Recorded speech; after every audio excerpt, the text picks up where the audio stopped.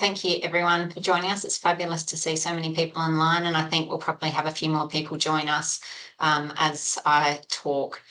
I would like to begin by acknowledging the traditional owners on the land with which we meet today, which for me is the Larrakia people. I would also like to pay my respects to elders past and present. I acknowledge the profound impact of domestic violence on individuals, families, and the wider community in Australia. I support initiatives aimed at preventing domestic and family violence and creating a space where everyone feels safe and supported. Finally, I wish to acknowledge that we all come from different places and have different circumstances. I respect and welcome our collective differences, and I strive to create a space where all voices are heard and valued and where everyone feels comfortable in engaging and participating, and I hope you'll join me with that today. I will ask you to turn off your microphones to minimise the amount of background noise, but I would also ask you to turn on your video if you can, so that Rachael can see that she's got a captive audience listening to her. Today's session will be recorded and it will be made available on the Animico YouTube channel in the upcoming weeks for those who would like to listen again or to share it with your friends and colleagues. You can check out the other speakers for these events there too.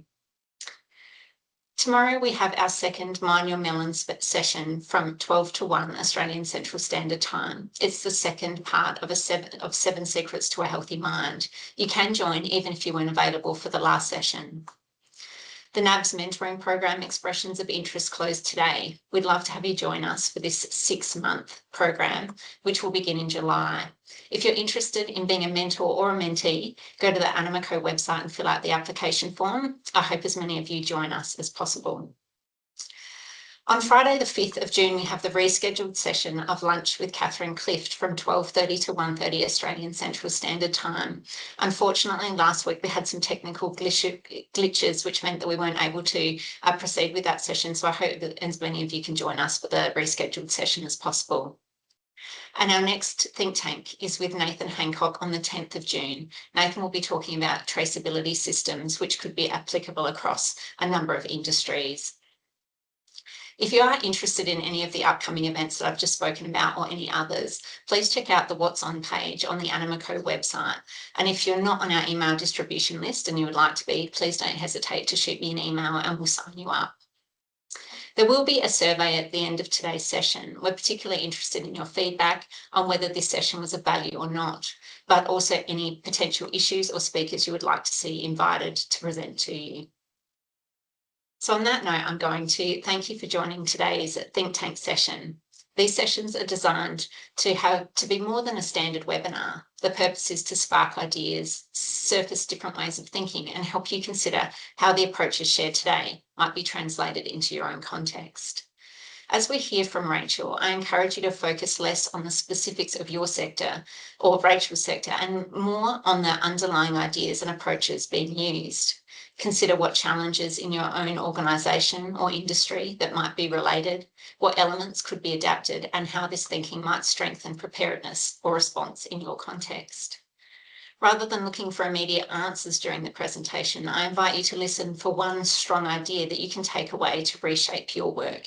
With that in mind, I'll leave you with one guiding reflection. What is one idea from today that you could adapt? And what would it look like if you applied it in the next week? We're not looking for immediate solutions during the presentation. We're looking for one meaningful idea you can translate into action afterwards. At the end of today's session, there will be time to ask Rachel's questions as well as to generate discussion among the group. And on that note, it is my pleasure to introduce Rachael O'Brien. Rachael is highly skilled in the field of livestock biosecurity, encompassing animal welfare and the supply chain, and a vast amount of experience developing and delivering tools that enhance biosecurity preparedness. Rachael started her career in biosecurity in 2010, where she held positions within Biosecurity Queensland that focused on supply chain biosecurity, compliance, and interstate connectivity. Rachael is also highly experienced in emergency animal disease responses, having held various positions with Queensland emergency disease responses within this period. Rachael currently works for the Australian Lot Feeders Association, where she develops fit-for-purpose tools that enhance feedlot biosecurity and EAD preparedness, whilst working with government jurisdictions to strengthen Australia's biosecurity system. Thanks, Rachel. It's so great to have you. Thank you, and thank you everybody for having me. I've also had some connectivity issues over the last couple of days, so I'm just going to pop my camera off for the presentation, but I'll pop it back on for questions at the end. Sometimes it just doesn't really like doing both, unfortunately. But yeah, once again, thank you so much for having me and for giving me this opportunity to tell you all about what ALFA have been up to for the last couple of years.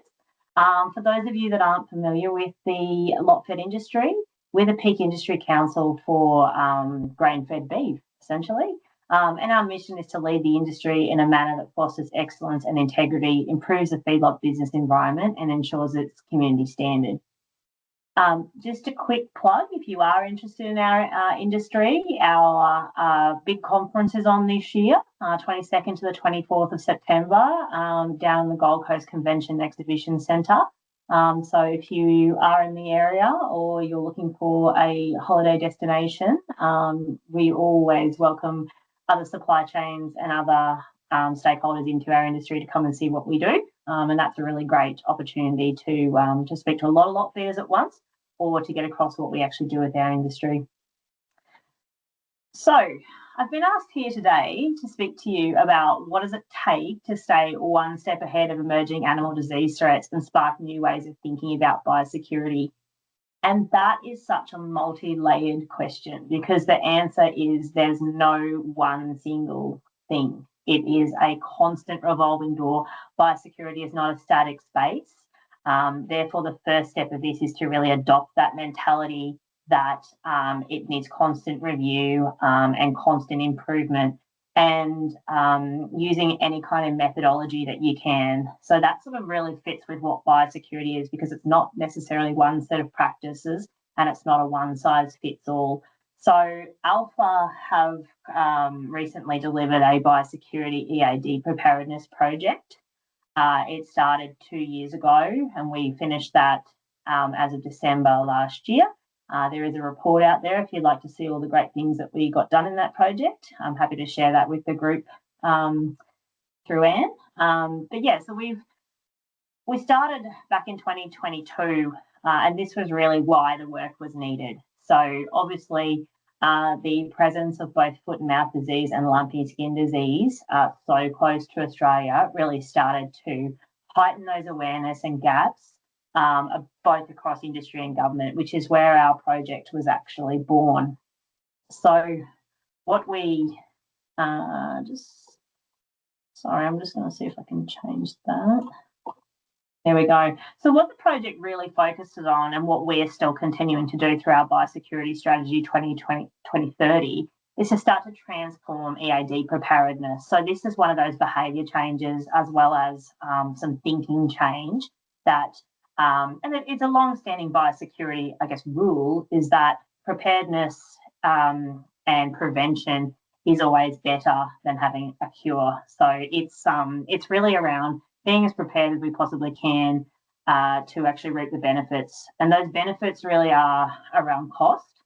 But for us, and I'll get into some of the different drivers that industries have. So your particular industry may have very different drivers to ours. So we are heavily export focused as a grain-fed industry, as are most beef production systems.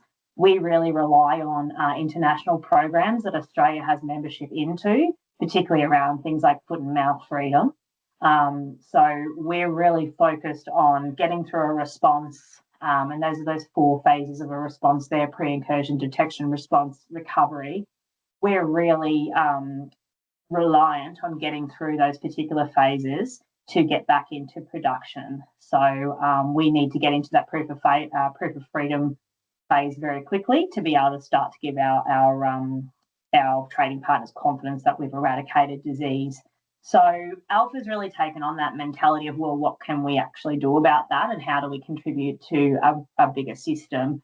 And it really has been around how much preparedness we can do. So over the duration of my career, and I've certainly said it as much as I've heard it, but a sentence that I quite often hear is, we won't know where a disease may come in, what it will be, or how far it has spread before it's discovered. So that's always been a bit of a mantra, and it's true. We don't know those things, but that doesn't necessarily mean that we should sit here and wait for it to occur and then deal with it. There are plenty of things that we can actually do as preparedness to try and, I guess, plan for those things. The real trick is actually getting the balance right of preparedness, but not in position to really drive uptake. And I'll go through a little bit around how we've managed to do that. Not saying that we've got it perfect, and I want to share some of our learnings because we're only 5 months into our implementation of this program as well. So, yeah, bear with me. But the first thing that we really needed to do is to understand the key challenges that feedlots had to start to inform our principles. So our principles and some of our challenges really centred around the intensive nature of feedlots. So that's a blessing and a curse because it can result in accelerated disease spread. But also we've got smaller areas to try and manage. But we've got a lot of host species in that area. Therefore, something like if I'm talking in the context of foot and mouth, it would burn through our population of it on a feedlot reasonably quickly. So we've got a lot different risk profile compared to some of our extensive industries. And we've got a lot of different challenges as well when it comes to EAD preparedness, and particularly if we don't get it right, we don't keep disease off feedlots and we actually have to enter into destruction, disposal and decontamination, we've got a whole range of issues there as well for us. So we've been very focused on preemptive control and trying to keep disease off a feedlot and making people aware of how those transmission pathways happen. So that we can continue to build those preparedness and build those systems that actually prevents disease. When I started, we had some attitudes towards biosecurity. Wasn't necessarily within the feedlots. It was quite a collective about the feedlot industry.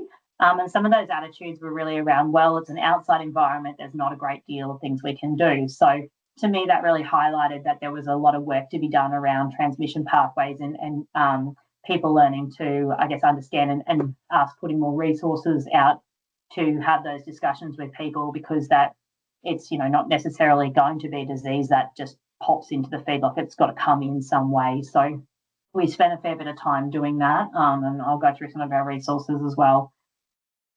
We also looked at our behaviour change drivers as well. I'm really fortunate with the feedlot industry. People are very proactive about biosecurity. So when we conducted our surveys with our participants that attended our workshops, a good 60% of people already thought biosecurity was important. So we made like a small gains, but our gains around like 20% of behaviour change and improvement didn't come from having a lack of understanding about biosecurity to then understanding biosecurity. It was people who thought biosecurity was important, but now they thought it was really important. So we started from a really good baseline to start with, and have very captive audience and very supportive industry, even though people might not necessarily like the paperwork that comes with having to create preparedness because a lot of it's documentation, but they're still very supportive of improving biosecurity and making sure that we have biosecurity across the industry. So that was very fortunate for us. And as I said before, we are export focused. So over 70% of our beef is exported in Australia each year. So we're really looking to, if we were to experience a disease incursion, we'd be looking to get back into those programs as swiftly as possible, whereas some of our other livestock production supply chains with a more domestic focus on may not have those principles. So there can be a little bit of conflict and does cause some issues for government, I suppose, around decision making, particularly around movement controls and I guess like this is always the balance with, particularly with emergency response, is how do you still continue supply chain, but then you still need to address disease, because what a lot of people can lose sight of is that we're actually feeding a population here in Australia. So that still needs to continue, but we've got to balance that need to eradicate and not exacerbate disease, which can be quite tricky. So our project actually had 5 points to it, and each of these really start to address a specific gap. So our first one, we reviewed the AusVet Plant Enterprise Manual for beef feedlots. that's available on the Animal Health Australia website if anybody's interested in what our feedlot industry looks like.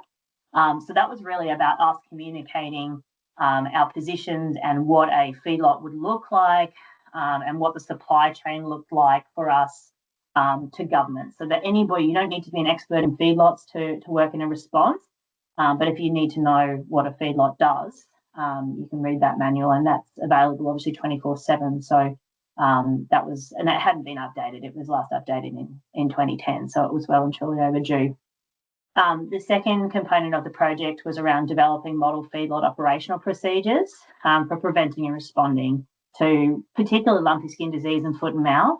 What we actually did with this was we took a very stepped approach with this. We actually embedded enhanced biosecurity preparedness into our NFAS, which is our QA program for the industry. It's one of the oldest QA programs in Australia. And our feedlots are actually audited every 12 months. So that's become part of that auditable process, and that's started as of the 1st of January this year. So as I said, we're still only 5 months in and still working on this as a real staged approach. So what we needed to do there, though, and in turn goes into number 3, is really around building feedlot enterprise capability. So that was creating resources that gave feedlots the ability to implement sound biosecurity practices. It's very easy to get yourself onto Expert Island when you've done biosecurity for a long time, but this is certainly something that, you know, for some people, this is the first time they've heard of these things, or they're not quite across what it really means or what the individual practices could look like. So really important that anybody undertaking this kind of sort of transformational journey actually empowers people through resources, and those resources have to be fit for purpose. So we certainly had a committee which we put back to feedlots so that those resources were checked over by feedlots, and they really helped with the input into those documents so that they were easy to use and easy to find. Moving to how do we then put support around feedlots? So we've got resources in place. We started to work with our service providers. So again, we're very fortunate in the feedlot industry. We have a range of really fantastic service providers and a lot of knowledge there. We have a lot of nutritionists and we have a lot of veterinarians and other consultants with feedlots as well, that potentially they may work with development applications and various aspects across the feedlot business. So really fortunate to have them, but they're also a great resource because they're already connected in with feedlots. They're already a trusted source of information. So it's really around empowering them, which again was, we held a one-on-one webinar with specific for feedlot service providers, where we were actually able to collate more resources that we put on our website, explain where they were, and then also just talk through some of the resources that we'd actually developed, because they were going to be people that were more than likely going to be developing feedlot biosecurity plans into the future. So, and I think that's always been a little bit of a must for me, having delivered previous extension programs across livestock industries. They don't know who Rachael O'Brien is. They don't trust me, but they will trust people that they're already working with. So there's no real need to be that expert all the time. It's just connecting in with existing systems to actually articulate your message is going to be the most practical. And that's always, you know, it's a very collaborative way to work with people. So we also had certain consultants that would consult on the resources as well. So really helpful to get them involved very quickly. And then the other component of what the project looked at was we actually built ALFA's EAD response capability and capacity. So Australian lot feeders through the NFAS, there are, so feedlots, if they have an incident on a feedlot that that has either unwell or a lot of animal deaths, actually have to undertake reporting. So it's all weighted based on numbers on the feedlot, but they've got to report that to ALFA. So level 2s and level 3s must be reported to ALFA. So we've already got that incident management framework in place with ALFA. So again, it wasn't about reinventing the wheel, but it was just about, well, how do you connect EAD response capability into that? Because whilst ALFA have experience and are quite capable of taking control of those situations and managing incidents. The EAD side of things is quite different because we are a stakeholder in that, not necessarily the lead. So it was more around, well, what do we need to get done? So we actually reviewed AusVet Plan and our Emergency Animal Disease Frameworks, which is the EADRA, Emergency Animal Disease Response Agreement. So that's what we sit under if we were to have an incursion. So we actually went through and had a look at, well, what are the things that we would need to get done in that first 24 hours, 48 hours, and then how will we support the industry going forward. So we actually have documented plans now. So we've got business continuity there as well. If it, people move in and out of the industry and in and out of the organisation, we've still got that those documents for inductions as well. So that's a bit of a snapshot of what the project actually achieved. And now I guess this is how we actually went about it. So through those kind of points, we started to challenge some of these assumptions. So how are we able to manage disease entry and spread in real time, which was obviously we really started to look at focusing on transmission and then meaningful biosecurity as well. So making biosecurity more identifiable to drive that adoption. So some of those, like we do have animal disease on feedlots. Our attitudes and our drivers around the industry are really around keeping those animals healthy and happy. So, and always having like a very positive animal welfare outcome for those animals as well. Like the majority of the staff, I'd have to say 99.9% of staff, they really care for those animals. So it's really around like the messaging that we have used is really around protecting those animals, which is a message that resonates, and that can be something that does change across industries, like whether or not it's a production focus and monetary value or whether they care about animals. So it's trying to sort of actually tap into those drivers and then make sure that the messaging that we used was appropriate, because we did have a communications plan that was rolled out with this project to try and articulate these resources and the whole purpose of this project. So we wanted to make sure that we were continuously challenging assumptions that we thought we knew, which we're still continuing to do through the strategy, particularly around some of the assumptions that we had made about where the opportunities have lay for us. So one of the big ones that wasn't solved through the project, but is certainly now well and truly in process, is looking at those destruction, disposal and decontamination aspects of actually depopulation on a feedlot.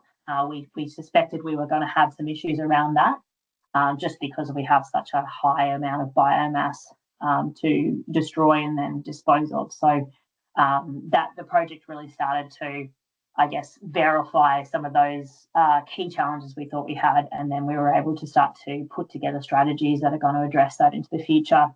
But basically through the project, whilst we had biosecurity already in place, so biosecurity planning within the NFAS wasn't new. They had a biosecurity plan existing, and they also had to have a component of EAD planning, so emerging animal disease planning. What we did was enhance it.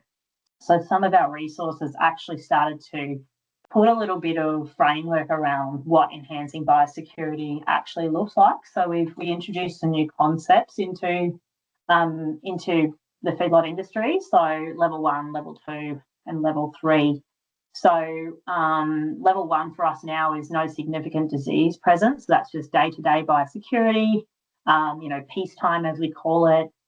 Level 2 would be if we had an emergency animal disease in the country, but not necessarily on the feedlot. So we're still looking at level 1 and level 2 being around preventative practices.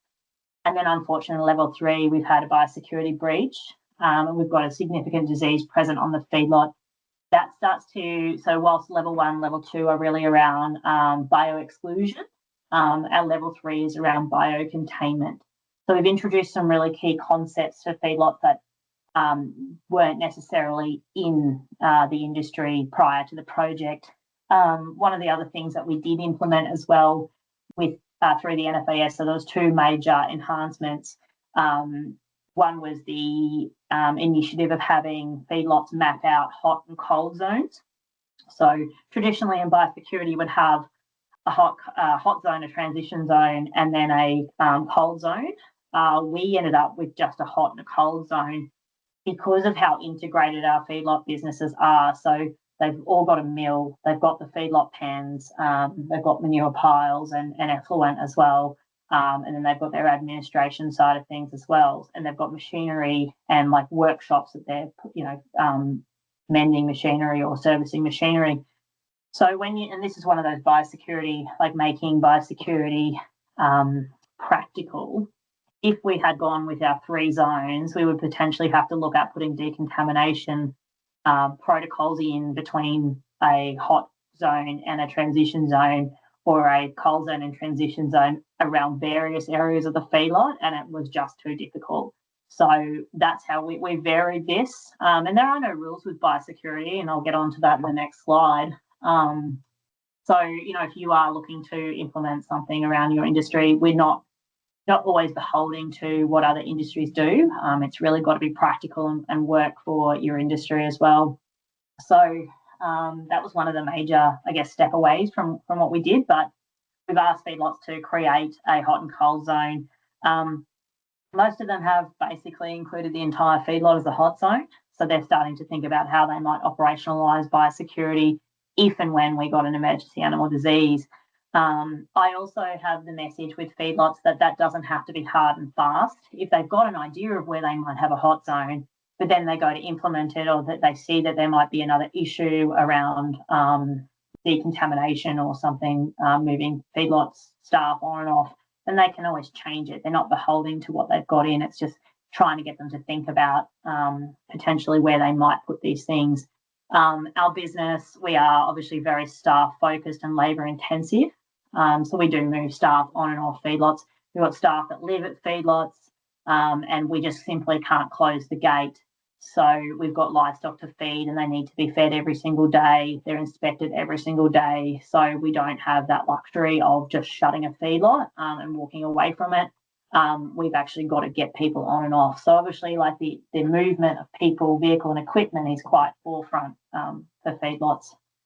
So what we continue to talk to feedlots about, and like I said, we are still in that implementation phase, we're really looking to make sure that people understand transmission, but also understand that biosecurity and biosecurity protocols don't have to be one or the other. So this is our biosecurity triangle. It's how I explain how biosecurity actually works. We've got infection in the middle there. We've got a disease agent through a mode of transmission finds a susceptible host. So if you actually manage to cut out one of those pinnacles of your triangle, you won't actually have infection. So when feedlots are considering biosecurity practices, it's really about addressing one of these key elements. So, we don't have our disease agents that are significant in the country, therefore we don't have a mode of transmission finding a susceptible host because they're not here. We can prevent the susceptibility of hosts through vaccinations, which means that disease agents don't take up in their bodies. So there's different ways, and obviously our biosecurity protocols, day-to-day biosecurity, because we don't have too much in cattle that are so highly contagious, that mode of transmission through just basic biosecurity and distance really starts to prevent a lot of disease from just popping onto a feedlot. Our risk continues to be the same. It is livestock being brought on. They tend to bring on more respiratory diseases in peacetime, but obviously we are still training people to try and think about where they have potentially been prior to coming onto a feedlot. And then at the moment, our messaging really is, yes, we don't have anything that's that contagious in Australia. You're not going to walk on, X, Y, and Z disease, but we do have them overseas. So our messaging really is around, well, if you've been overseas, consider biosecurity hygiene and, don't enter a feedlot. So then we've still got a fair bit of traceability in feedlots, and also a biosecurity risk assessment for people that are coming to a feedlot now as well, which, that's certainly somewhere where I think needs a little bit more thought around digital solutions to make it easier on feedlots. But I'll chat to that at the end of this. So what we ended up doing, excuse me, is we did create a one-stop shop, which is the ALFA Biosecurity Resource Hub that is available to anybody. I do encourage you to jump on to our website and have a look. You're more than welcome to take any of those resources and adopt them, cut them up. Most of them are in Word document or PDFs there for you to download and utilise. There is one particular document. So getting back to my point that we never know where it's going to come in and what it's going to do, we actually did a lot of that work for the feedlot industry. So they don't have to be experts in foot and mouth and lumpy skin disease. We've actually got a document there that is called Preventing Disease Entry onto Feedlots. It's specific for cattle and horses, because that's what's in our industry.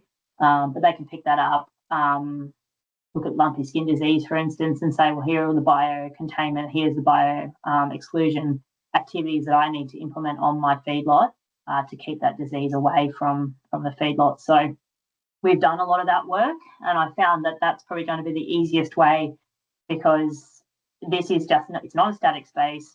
It's not a space where we have a multitude of experts in it either. So the amount of work that we can complete as preparedness obviously makes us in a much better position to then try and operationalise biosecurity as well. So that's just a quick, and actually the other point as well, what we actually implemented into the NFAS was destruction, disposal and decontamination planning. So those are our two newest documents, and with each document we created a biosecurity plan template which was specific to feedlots, so that they could go and actually have a look at biosecurity risks and assess the likelihood and consequences of those risks in coming into their feedlot. We created fact sheets around entry and exit and the hot and cold zones. We created a EAD preparedness plan and a how-to guide, and we created destruction, disposal and decontamination plan template, as well as a how-to complete that as well. So there would be a fair bit of that would be translatable into other industries, particularly livestock. So would encourage you to have a look at those, and always keen for feedback as well if you see something in there. But yeah, it's we did do quite a lot of work. But I think the success of what we've done has really come from being able to embed it into the NFAS. So as I said, this is sort of where we've been, where we ended up. So the other aspect of what we embedded into the NFAS was also we have required feedlots to have 2 people, so 1 person under 10,000 head or 2 people above 10,000 head, trained in LLI training, so Livestock Liaison for Industry training, which is animal health training. So we have these LLIs. We have a list of them that ALFA keep, and we update it every 12 months for people that are going to step into responses and represent our feedlot industry. What we've asked for people to do is just do the online training, which is free to do from Animal Health Australia, purely so that feedlot owners and managers understand what the framework looks like, understand what might happen in a response, so that they can actually have better conversations if they're at that interface with government. So sort of multifacetous is what we've tried to do with the project to really make sure that we've covered all bases. We are really fortunate.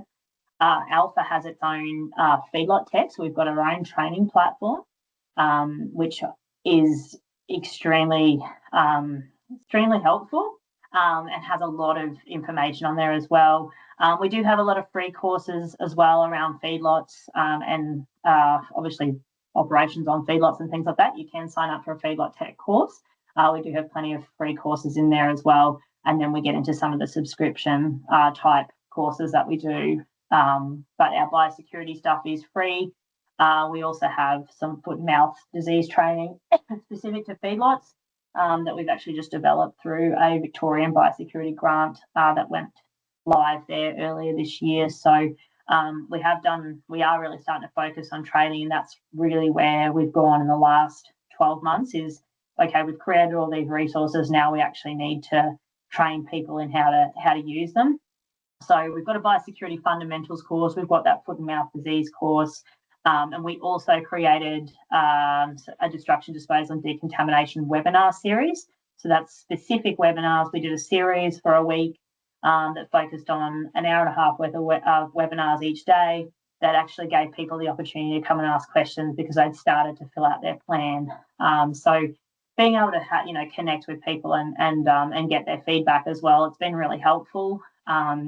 So yeah, I do encourage that, if you're looking to implement a program like this, feedback loops are so valuable because they'll, like I said, you get on expert island and then it'll be the smallest question that comes back to you that you go, oh, I haven't actually popped that into the material, the literature. So it's it's really valuable for me, particularly working with feedlots even after the fact. And we still have that continuous loop as well. If people are ringing me up and we're talking about planning and they've got an issue, we can always amend templates. So I never encourage things to be static. I mean, it's nice when you've got, you get it all right, but you just won't get it all right. There'll always be something that comes at you, and it's being able to adapt and evolve that really starts to build strong biosecurity systems. So where are we up to now? So we're in our first 6 months of implementation, came in January 2026. Some of our feedlots were quite overwhelmed. So as is always the case when you're rolling out communications and education, you'll get the top 6% of people that will turn up to workshops or they'll come along with someone, to ask questions. And then so those people will be informed. And then as time starts to progress, you'll find people that didn't come to workshops, haven't engaged. They're only doing this because it's a compliance activity. And then they obviously do start to feel quite overwhelmed when they haven't had any of that support or have accessed any of that support. So communication plans always have to plan for, your different, sphere of what your industry is, your early adopters, your people that, need to hear it from the neighbour, and then the people that absolutely do not want to change and don't want to engage, which we are quite lucky, really, because we have that NFAS. So people are audited every 12 months. So there's always, they might not necessarily like being audited, but they know that it needs to happen to maintain accreditation to still say that they're grain-fed beef in Australia. So again, we're very fortunate for that, and that's why we have, integrated this into NFAS. The LLI training was really good on paper. It's training that obviously we don't control. So it's been difficult for some people to try and get through that training just because it's very acronym heavy. And that's because emergency animal disease response is acronym heavy. So that's been a lot of feedback that we've had from feedlots has been around acronyms and not necessarily knowing what that framework looked like, which is fine. We're all learning. So it's just important to be kind to people and explain that they're learning something for the first time. So it is a requirement of the NFAS. So we've also been working with our AusMeat. So AusMeat actually audits the NFAS. We've been working with their head of programs and specific auditors as well around this biosecurity implementation, and that's been going pretty well. So we also spoke a lot of we actually had the NFAS program manager come and present at our workshops when we rolled this out. So we've been really collaborative. Everyone's on the same page, and we're still continuing to connect even though we've implemented this. So our next plan with AusMeat is to catch up with the program manager, find out where if we're being issued with corrective action notices, and then ALFA to put more resources or support around those feedlots, and see whether or not there's any kind of emerging trends as well where people might be finding something particularly difficult. For the next 12 months, we're really focusing on training. So we've got entry-exit training coming up 2 weeks' time, actually, in Queensland. So we're just in the middle of that. So we're looking at, that training is traditionally held with government. We're looking to run it with feedlots so that they can implement decontamination stations between those hot and cold zones. It's something that we've never done before. And it's really around that sort of operationalising those biosecurity hygiene practices. So people are finding it valuable. It's probably not something that people are thinking about that they need. But obviously they come along and it's, mostly our managers and things are looking at, they're going, okay, I need to think about how I'm going to implement this on my feedlot and who's actually going to sit there and continue to make sure that that is being undertaken. I think, like, whilst we're looking at portable decontamination stations in that training, purely because it's scenarios where we've had an infected feedlot and we need to get staff on and off. I don't see us having portable decontamination stations going forward for very long. And so a lot of our material really focuses around closed systems, so staff showering on and off, and also keeping clothing at the feedlot, etc. So this is really sort of that stopgap for, we've had a problem, let's get people on and off, because as I said before, we don't have that luxury of just shutting the feedlot down. We have to get staff on and off. And as I said earlier, we definitely have a resistance to the increased paperwork, but really supportive of biosecurity. So I think that's probably where we really need to look at how do we utilise technology to reduce burden, so that biosecurity doesn't become a compliance need, because that really takes away the focus of what biosecurity is, which is really around insurance and making sure that we prevent animal disease onto a feedlot. We don't want it to become just a compliance activity, because that's when it really starts to lose its meaning. So for us going forward, we do have our Biosecurity Strategy 2030, which is still being developed in our final stages, but we've got pillars there that really sit under training, research and development, and policy and advocacy as well. So we're starting to really, we've learned, we've taken away some opportunities out of our project, and then how do we continue that conversation on with our government counterparts to make sure that we are also contributing to our biosecurity system. So that's really where we're starting to focus now, and there's quite a lot of work in that. There's years and years of work, because biosecurity is not a static space. So and that's it from me. Just any questions from the audience. But yeah, that's a couple of our resources there. So hope you enjoyed that presentation, and yeah, happy to take any questions. Anne, if you want to do that, I'll answer. Yeah, no problem at all. Thanks, Rachel. That was really practical and thought-provoking. And what sounds out to me, I guess, was that it wasn't just about creating resources, but about operationalising preparedness and embedding it into everyday industry practice, which is, so crucial. I will open up to questions. I see that Darren's got his hand up, but if you are keen to ask a question, please either put your hand up so you can ask it, or either put it in the chat, and I'm happy to read it out to Rachel as well. But Darren, go ahead. Yeah, thanks, Anne, and thanks, Rachel.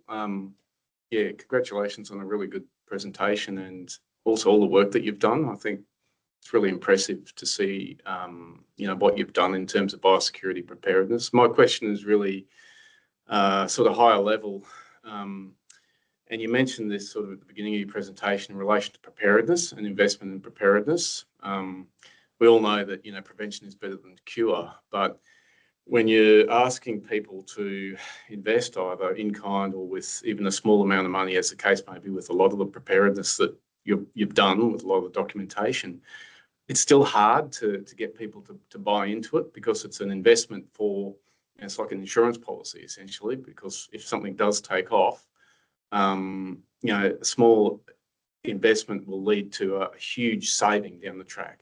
So I guess my question is, how have you been able to, you've obviously been able to get industry on board, or your stakeholders on board in an incredible way. What are the learnings there? How did you manage to get people to engage in that context, if that makes sense? Thanks. Yeah, look, I couldn't agree more. That's definitely, some of these investments in biosecurity, particularly when we're looking at managing people, vehicle and equipment, can be quite large. We're looking at washdown facilities and things like that. So what we generally have done is we've created biosecurity, everyday biosecurity planning. So we created that resource, which is a template. And even though feedlots have got a biosecurity plan, we asked them to go back and actually utilise the template that we had designed. So years ago with when I was with LBM, we developed some biosecurity templates which sit on the Farm Biosecurity website. And they're actually risk assessment templates. So people can start to look at where their actual, where the likelihood and consequences are starting to collide into general biosecurity risk. So that when you're able to individualize that for people, then you can explain consequence and then investment. So some of our feedlots, for instance, and it's, it depends. It does depend on the individual, but they've done that situation. They can see that, one of them, for instance, had a road, like their main road went straight up the middle of the pens to the back, and there's a house on the feedlot. So that's essentially their driveway with pens either side, and they couldn't get the likelihood of introducing something was quite high because it's straight through the middle. So they just went, we're going to invest in moving the road because that's the only thing that's going to reduce that likelihood. But it's really about trying to individualize biosecurity for that individual to get them to understand that. So if you can create those kind of resources that are very risk focused rather than it just being blanket, that certainly helps. And we've also encouraged them to be incremental as well. So, you don't have to go and make these investments right now. Like, have a plan to do it as you start to, maybe you expand your feedlot, maybe you're going to do some renovations around the area, fix pens, like they can do it gradually as well, as long as they've got a bit of a plan. So we're trying to create like biosecurity planning as the cornerstone of good biosecurity practice, and then EAD preparedness sort of overlays that. But we're trying to also create like this sense that if they're considering the two of them, while they're very different, to be interlinked, it's just a step up. So, hot and cold zones, they don't really mean much when you don't have a significant disease like foot and mouth. But the fact they've got one, that's an investment in biosecurity, even though it didn't cost them that much money. But they know that they have to put a decontamination station or do something if it came in. So I hope that answers the question, but just trying to get them to be like a little bit more incremental in how they think about biosecurity rather than just going, no, I don't want to make that investment. It's great. Thanks, Rachael. It's excellent. That's fantastic, Rachael. I'm just wondering, I guess, following on from that question and response, it really feels like the approach that you've taken is to make biosecurity the responsibility of the property owner at that level. Has that been well received, and how have you gone about doing that? It's been mixed. So it's been a really interesting space actually, because most feedlots are actually quite proactive. So they want to protect their animals because they know that the consequence sits with them. It's not the person that's created the issue. But what we are finding that we are still struggling with supply chain. So still struggling with commodities that are coming on, potentially cattle suppliers into feedlots who don't necessarily have any skin in the game for creating a problem, and then don't actually know what their biosecurity, what their footprint looks like. So it's definitely one of those things that will be addressed with our biosecurity strategy. It's been one of those opportunities that we identified, but I'm thinking for us, it'll be more like us supporting our feedlots to articulate that message rather than just leaving them to be the compliance arm. So I'm thinking we'll start to develop some videos around like biosecurity risk and consequences for people who are, engaging that kind of behaviour, just to try and, I guess, and to my point of identifying the driver there with that person, and like what makes biosecurity relevant to you. So it's it's definitely, I think, and I had a meeting yesterday and I presented yesterday, and this came up. How do we all work together is probably the bigger question. Like how can we continue to work with whole of supply chain and other industries and other stakeholders to really try and articulate the importance of biosecurity and the severity and consequence when it goes so terribly wrong. Yeah, that's fantastic, Rachel, and it's a really common issue across all of the sectors. And I really love that you're looking at it. I guess the supply chain operators are interested because the producers, care, and that's, I guess, potentially how you get people invested in it as well. David Cousins has a question in the chat. Has there been any discussion about what digitisation might look like for biosecurity record keeping, and how would that be shared? So we have done a little bit of work in this space. So we have about 4 or 5 different companies now that, so I guess with NABS, there's already a lot of record keeping. So we've had companies that are working in this space previously who have adopted biosecurity. So capturing, so there's very specific elements in the NFAS of what they need to capture, which is basically like, you know, who are you, when did you come here, that kind of stuff, who are you visiting. The other element is like your biosecurity risk assessment. So if you present a genuine risk, like if you've been handling unwell animals or you've been overseas in the last 7 days, those people would not necessarily be permitted to go into the hot zone. So these digital solutions are actually creating, like through questionnaires and things like that, is actually articulating which zone on a feedlot they can go into. And there's been quite a few of them actually. We've got a couple of feedlots in particular that are using this. And it's been interesting with what has actually come out of it, because we are finding that there's obviously some risky behaviour.